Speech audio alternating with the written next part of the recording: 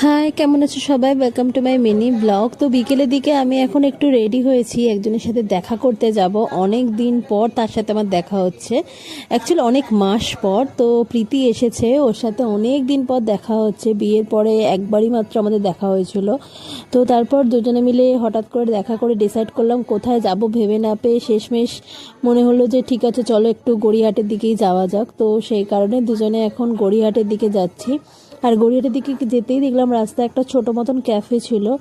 এটা আমি first time আমরা গেলাম। তো ছোটোখাটোর মধ্যে অ্যাম্বিয়েন্সটা খারাপ না, মোটামুটি। তো আমরা অর্ডার করেছিলাম একটা কোল্ড কফি, আর তার সাথে নিয়েছিলাম আমরা একটা ম্যাঙ্গো শেক, আর একটা হচ্ছে মাটন প্যান্থারাস। আমি মাটন প্যান্থারাসটা এর আগে কখনো খাইনি, তবে আমার খেয়ে যে খুব একটা ভালো লেগেছে আমি বলবো না।